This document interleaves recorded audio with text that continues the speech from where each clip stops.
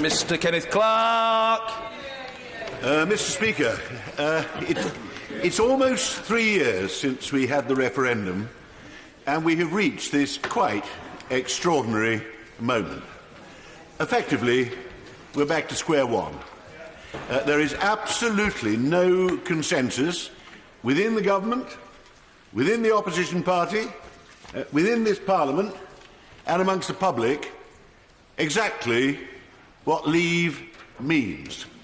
And we're having to have a debate today on the question of whether, after 3 years of futility, in 16 days' time, we just give up and leave and see what happens, although I think many of us know and fear the combination of things that are quite likely to happen if you do that. And this is quite bizarre, because it's also still not totally clear, if the House, as I think, votes by a large majority to rule out no deal tonight, quite how we propose to guarantee that we deliver that conclusion. It sounds as though more attempts are going to be made to reach an agreement, though I voted twice for it, but the government's withdrawal agreement is dead in the water. Any kind of agreement has now got to find some alternative routes. And so in 16 days, we're going to get there somehow, and tomorrow we will probably vote for an extension. We've got to be clear. Extension for how long? Extension what for? And the whole thing is dependent on 27 other governments, all of whom are fed up to the back teeth with the state of British politics and trying to negotiate with the British government that can't say what it wants because it can't even agree internally on what it wants. We depend on their approval to avoid this disaster. So as we debate no deal, we have to consider some minor further things. Yes, I give way. I'm very grateful to the Father of the House who's co-signed Amendment B with me. And isn't the reality of the situation that the only two choices that are really in the hands of this Parliament are no deal walking over the cliff or revocation, and that luxury only exists for another 16 days, and after the 29th of March that's gone too. The only certain choices are those two choices. Well, yes, Bertie. I mean, we've got 16 days left. I've put my name, he and I have both tabled an amendment which faces up to the one thing which I think very few members of the House are facing up to. But in a fortnight, I've discovered that things change very rapidly. 16 days ago, I did not anticipate we'd be in this debate, and anybody who forecasts with confidence what the state of British politics will be in 16 days' time is being a little reckless. But unless somebody has some other alternative, the only way of guaranteeing that absolutely in all circumstances we won't be leaving with no deal is, as our amendment suggested, to revoke. They will have no other method which you can follow. And I won't go back into the legalisms. I've had this discussion with the Attorney-General, who's kindly sent me his opinion, and he's a much superior lawyer to me. But I don't altogether agree with him. I'm a very out-of-date criminal lawyer. But it is true, it's the Advocate-General who's expressed doubts about whether it could be said to be acting in good faith if you revoke and then invoke. But I think that's very, very arguable. I personally think we'll be acting in extremely good faith if we made it clear that we were in no state to leave and we would invoke if and when we'd ever decided what we're pursuing. I really should get on because I think I'm not a front-bench spokesman. There are lots of people trying to speak, and I'm very tempted to give way and debate, and I would like to give way and debate, but and knowing myself, I would take too long if I start doing that. So I think, without intruding on tomorrow's debate, we've got to find some sort of agreement as quickly as possible on what it is we are now going to seek and what the delay is for that I think the majority of the House is going to seek.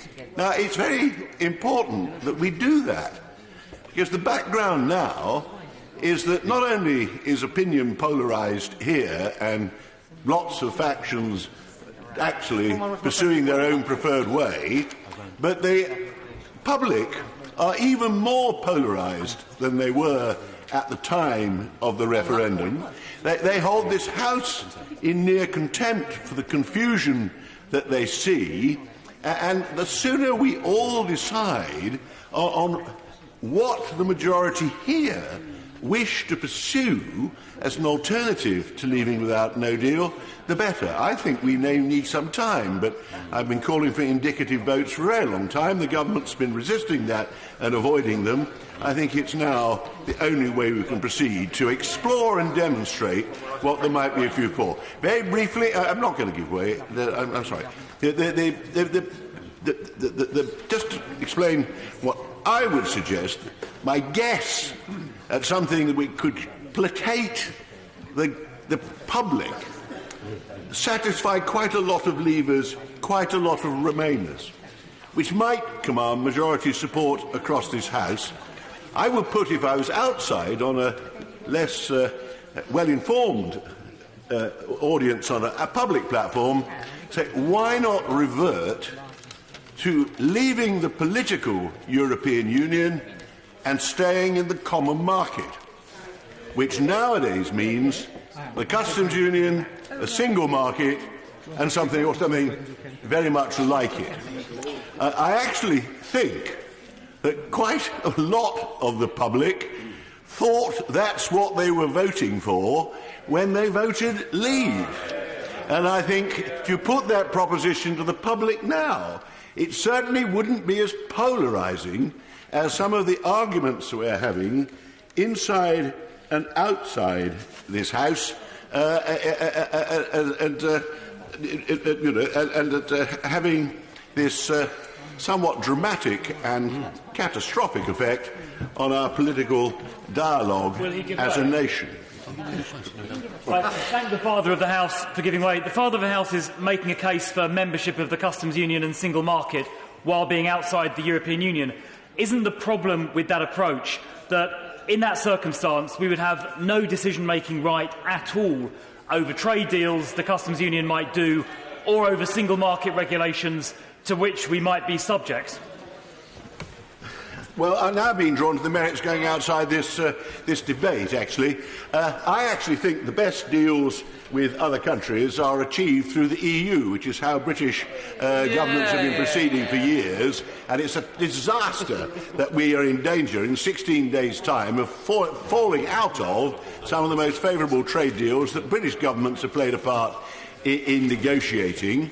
If you insist on putting that proviso, and if you insist on tackling the problem of our no longer directly being in the regulating making power, I think we're powerful enough to be given more consultation than those that are outside, say, in the EFTA and EEA arrangements. But you have to just tackle those problems which arise from the fact that you're giving in to the idea that you are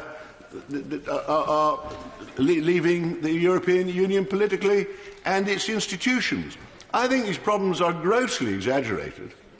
I've never heard anybody argue against the EU trade deals we have with other countries. The Japanese one was a tremendous stride forward.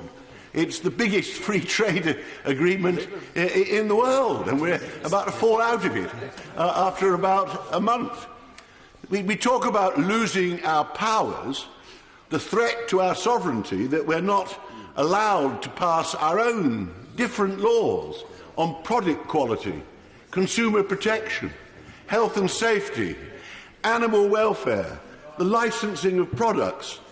I've yet to hear a Brexiteer describe a European regulation that we've passed so far that he or she is actually advocating reversing. There are members of the public actually rather demand higher regulatory standards. I get lobbied for more new regulation than I ever do for sweeping away what we have. And if the virtue of no deal is meant to be leaving to have a trade agreement with, say, the United States, And I've been involved in trade negotiations with the United States under President Obama, and I can tell you it is protectionist. They're not dying to open up any of their market to us. They will want us to open up their food market to them. That means not making regulations here. They won't let the House of Commons decide on animal welfare or food standards, nothing to do with us. If we had an agreement, the House of Representatives and the Senate, with the powerful American food lobby, will decide what welfare standards for animals and what the standards of food are. And you won't get a trade deal with the United States unless you agree to that. So I'm being drawn into the merits of the basic argument, but I think we just need to underline that we must look at realistic alternatives to no deal, because no deal wasn't being advocated by anybody when the referendum took place. I don't think no deal was being advocated by more than a handful of people until a month or two ago. No deal most Brexiteers were not in favour, even those who campaigned. My right honourable friend is nodding. We're not campaigning for leaving with no trade arrangement with our greatest partner. This is just an accident that has loomed because the House of Commons is not able, and the government is not able, to solve problems in a way we can agree with the other 27, so we're drifting into it, which will be a catastrophe. And I mentioned one finally, I'm going to be very brief, as brief as I can, and I've already taken longer than I intended. The argument is that these things were settled by the referendum. One of the problems is the debate at the time of the referendum doesn't resemble the debates we keep having with ever more frequency in this House. That actually is not because we're out of touch with the real world. It's because the referendum was conducted in the most bizarre, broad-brush terms, with the leading figures on both sides using ridiculous or dishonest arguments in order to make their case, which had nothing whatever to do with the merits or otherwise of being in the European Union. Remainers, I'm afraid, decided, the key ones, David Cameron and George Osborne, decided to raise all these fears, which didn't actually materialise of immediate catastrophe. This is now leading people to say that every future warning that comes from every major business lobby in this country and comes from the Treasury, comes from the government and everybody else, is now to be ignored. That's the classic crying wolf. You know, one day the wolf actually arrives, and you cannot conduct the government of this country on the basis we ignore every expert piece of opinion you have, which most of us actually agree with because we think their warnings are correct. So but the referendum gets invoked in all our other debates. When I ask my constituents who leave us, and most of my constituents, I'm glad to say, voted Remain. But the idea that they were expressing a view on the Irish border and the problems of the Good Friday Agreement when they voted to leave, the idea that most of them actually were expressing any opinion on the single market or the customs union is absolute nonsense. Indeed, when you talk to members of the public now who are all expressing their anger about the state of affairs we're in, I still find people aren't lobbying me about the Irish border and the single market and all the rest of it. We are having to be engaged in this because our duty is governance. Our duty is the medium-longer term, better governance of this country. And we have to address the real world of a globalised economy and today's systems of regulation and the international order in which we have to earn our living against a background of bewildering technological change. I'll conclude briefly, and finally, very much the point, all the arguments about the damage to business, the threat to Ireland, including its constitutional position and so on, have already been addressed by others, and I've agreed with every word that has been said on that. I also just want briefly to give my reaction to that handful of members, I think it is in this House, who seem to think now that no deal is positively desirable. is an objective that we should have sought from the first. They make it sound very respectable by describing it as WTO rules. And I strongly suspect that many of those who argue this point had scarcely heard of the WTO at the time the referendum was going, and I don't think most of them understand what WTO rules actually comprise. And I won't go into too much detail, not least because I haven't refreshed my own memory too greatly, but there is no developed country in the world which actually seeks to trade in today's globalised economy only on WTO rules. They're a fallback which cover all that international trade which is not governed by recognised free trade agreements. And they're designed to ensure that there is no discrimination between the world amongst those countries which you haven't got an agreement with. That's why they require a schedule of tariffs to be accepted by the WTO, and then those tariffs to be imposed on all those countries with which there's no agreement. That means the EU is obliged by WTO rules, now much loved by Brexiteers, to impose the same tariffs on us that they impose on other third-party countries. And our schedule of tariffs we're obliged to impose on the EU and all other countries with which we don't have a deal.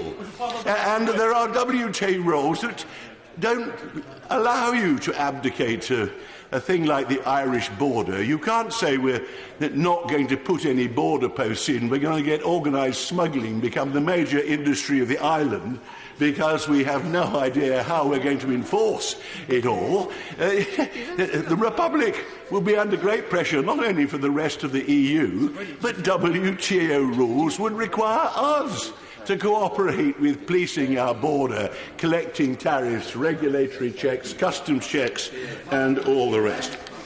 My main worry is actually not entirely with these short-term consequences, catastrophic they would be for some sections of our economy, particularly agriculture, the motor industry, and so on.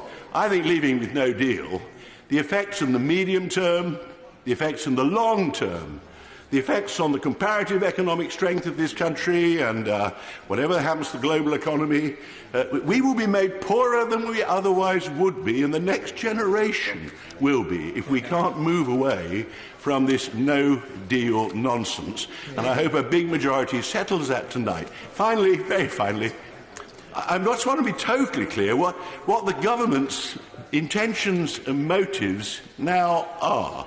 I hope I've been reassured that if we pass this motion tonight, then in all circumstances, the government will take whatever steps that eventually it's necessary to take in 16 days' time to avoid our leaving with no deal.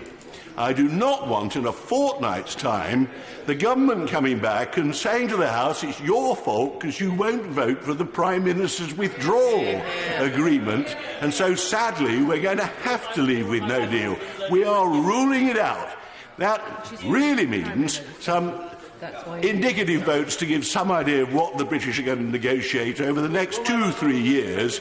Failing that, it means revoking Article 50. And as someone who's a die-hard European, well, because we don't agree on referendums, we do on practically everything else, as a close political ally and a good friend of mine, I'll give way finally for the last time. In the spirit of trying to encourage the government to be clear with the House, does he agree with me that the difficulty with the government's motion is that the revocation route is not acknowledged? They may not want it, and of course there are different ways of reaching it, one through a referendum and one by a revocation by this House alone. But the difficulty with the government's motion as tabled is it pretends that route doesn't exist and seems to emphasise a binary choice. Do you therefore agree with me that getting clarity on that and possibly a correction would be immeasurably helpful? Because otherwise it gives the impression the government's trying to pull the wool over our eyes. I agree with my honourable friend entirely, and I've no idea why the government thought it necessary to put the second half of their motion on the order paper. But I've been reassured, so let me try to reassure my friend. I think that my right honourable friend who opened this debate did give assurance that revocation, he referred to revocation as the alternative several times, and he's nodding in the affirmative. If forced to it, he would revoke. And I take comfort from remembering the Prime Minister occasionally saying, normally to the right-wing nationalist members of my party, that if they weren't careful, the alternative to her deal was no Brexit, which amounts to the same thing. So I'd prefer the wording of the order paper to be perfectly clear, we're ruling out no deal, but I take it that we have been given a guarantee that if no one can think of any better and more sensible way of resolving things, we're going to revoke Article 50 and start all over again, because, as I said when I began, we have got absolutely nowhere at the moment in 3 years of effort after the vote was announced.